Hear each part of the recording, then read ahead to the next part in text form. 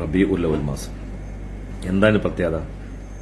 ലോകത്ത് എല്ലാ മുസ്ലിമുകൾക്കും അറിയാം, അത് റസൂലുള്ളാഹി സ്വല്ലല്ലാഹു അലൈഹി വസല്ലമയുടെ ജന്മദിനം കൊണ്ട് അനുഗ്രഹം കൊണ്ടൊരു മാസമാണ്. ആ റസൂലുള്ളാഹി തങ്ങളുടെ ജന്മദിനത്തിൽ നമ്മൾ സന്തോഷിക്കുമ്പോൾ, മുസ്ലിമീങ്ങൾ സന്തോഷിക്കുമ്പോൾ, റസൂലുള്ളാഹി തങ്ങളെ ഇഷ്ടം വെക്കുന്നവർ സന്തോഷിക്കുമ്പോൾ, അതിന്റെ ഒരു കൂട്ടർ വന്നിട്ട് അത് ശിർക്കാണ്, അത് തെറ്റാണ്, ബിദ്അത്താണെന്നൊക്കെ പറഞ്ഞിട്ട് നടക്കാൻ. കൂട്ടരെ, എങ്ങോട്ട് ഞാൻ ചോദിക്കട്ടെ, ഞങ്ങൾ നബിദിനം ആഘോഷിക്കുന്നുണ്ടെങ്കിൽ ഞങ്ങൾക്ക് ഇഷ്ടംപോലെ തെളിവുണ്ട്. മുസ്ലിമീങ്ങളായ ഞങ്ങൾക്ക്, സുന്നികളായ ഞങ്ങൾക്ക് ഒരുപാട് തെളിവുകളുള്ളതാണ് ഞങ്ങളത് ആഘോഷിക്കുന്നത്. നിങ്ങൾക്ക് തെളിവ് കിട്ടിയിട്ടും വെളിവില്ലാത്തവരായ നിങ്ങളോട് ആഘോഷിക്കാൻ ആരും പറഞ്ഞിട്ടില്ല. കാരണം ഒരാൾ ഇഷ്ടം വെക്കുക എന്നുള്ള, ഇപ്പൊ എന്നോട് ഒരാൾക്ക് ഇഷ്ടമുണ്ടെങ്കിൽ എന്നെ പറ്റി അയാൾ നല്ലത് പറയുള്ളൂ. എനിക്കൊരാൾ ഇഷ്ടമുണ്ടെങ്കിൽ ഞാൻ അയാളെ പറ്റി നല്ലത് പറയാൻ ശ്രമിക്കുള്ളൂ. എനിക്ക് അയാളോട് ഉള്ളിൽ വെറുപ്പുണ്ടെങ്കിൽ പുറത്ത് ഞാൻ സ്നേഹം പ്രകടിപ്പിക്കുന്നുണ്ടെങ്കിലും ജനങ്ങളുടെ മുമ്പിൽ ഞാൻ നല്ല സ്നേഹം പ്രകടിപ്പിക്കും. പക്ഷെ ഉള്ളിൽ വെറുപ്പാണെങ്കിൽ ആരെങ്കിലും മൂപ്പരെ പറ്റി നല്ലത് പറയുമ്പോൾ ഞാൻ അവിടെ ബ്ലോക്ക് ചെയ്യും. അതെന്താ? എന്റെ മനസ്സിന്റെ കാപട്യാണത്, വെറുപ്പാണ് ആ വ്യക്തിനോട്. അപ്പോൾ ഹബീബായ തങ്ങളെ പറ്റി ആരും നല്ലത് പറയും. എന്താണ് നബിദിനം കൊണ്ട് ഉദ്ദേശിക്കുന്നത്? എന്താ നബിദിനം കൊണ്ട്? ഇസ്ലാമിൽ വില തെറ്റുള്ള എന്തെങ്കിലും ഉണ്ടോ? ഞങ്ങൾ ഭക്ഷണം കൊടുക്കുന്നു, റസൂലുള്ളാഹി തങ്ങളെ മദ്ഹ് പാടുന്നു, കുട്ടികൾ സ്വലാത്തിൽ ഒരു സന്ദേശയാത്ര നടത്തുന്നു. ഇതിൽ എന്ത് ശിർക്കാണോ ഉള്ളത്? എന്ത് തെറ്റാണ്? ഇസ്ലാമിന്റെ എന്ത് വിധി വിലക്കാണ് ഇത് തെറ്റുള്ളത്? മിനിങ്ങളെ, ഞാനും എന്റെ മലക്കുകളും റസൂലുള്ളാഹി തങ്ങളുടെ പേരിൽ റസൂലുള്ളാഹിന്റെ മദ്ഹ് പറയുന്നുണ്ട്. നിങ്ങളും ചെല്ലണം കേട്ടോ, നിങ്ങളും പറയണേ മദ്ഹ്, നിങ്ങളും മദ്ഹ് പറയണമെന്ന് അല്ലാഹു തആല നമ്മളോട് പറയാം. പിന്നെ ഇതിനേക്കാൾ വലിയ തെളിവ് ഞാൻ എന്താ വേണ്ടത്? ഈ തെളിവ് മനസ്സിലാണെങ്കിൽ വെളിവ് വേണം.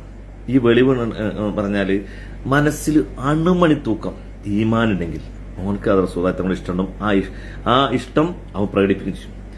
അണുമണി തൂക്കം ഈമാൻ ഇല്ലാത്തവനക്ക് കൽബ് എപ്പോഴും പാറയെ പോലെ, കാരണം റസൂലുള്ളാഹി തങ്ങളുടെ ഉള്ളോട് വെറുപ്പായിരിക്കും. പറയാൻ ഞങ്ങളുടെ നേതാവെന്നൊക്കെ പറയും, ഒരിക്കലും അവർ റസൂലുള്ളാഹി തങ്ങളെ അംഗീകരിക്കില്ല. കാരണം ഇബ്ലീസ് റസൂലുള്ളാഹി തങ്ങൾ പറഞ്ഞു കഴിഞ്ഞാൽ എന്നെ സൃഷ്ടിച്ച അന്ന് എന്റെ ജനനത്തിൽ ഏറ്റവും കൂടുതൽ പൊട്ടിക്കരഞ്ഞ ഒറ്റ വ്യക്തിയാണ് ആര്? ഇബ്ലീസ് എന്ന്.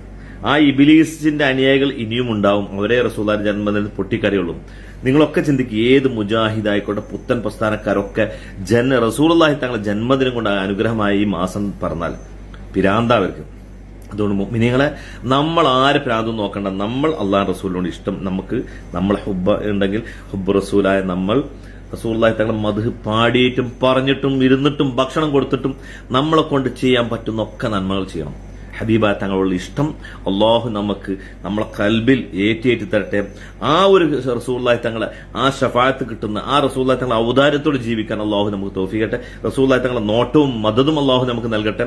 ആ റസൂലുള്ളാഹി തങ്ങളെ ദുനിയാവിലും ആഖിറത്തിലും അന സയ്യിദുൽ വുൽദി ആദം എന്ന് പറഞ്ഞത്, എല്ലാ ആദം സന്ധികളുടെ നേതാവാണ് ഞാൻ എന്ന് പറഞ്ഞ ആ നേതാവ് എല്ലാ പ്രതിസന്ധി ഘട്ടങ്ങളും നമ്മൾ സഹായിക്കാനും നമുക്ക് ഇഷ്ടപ്പെടാനും പറ്റിയ ഒരൊറ്റ ഒരു നേതാവുള്ളൂ.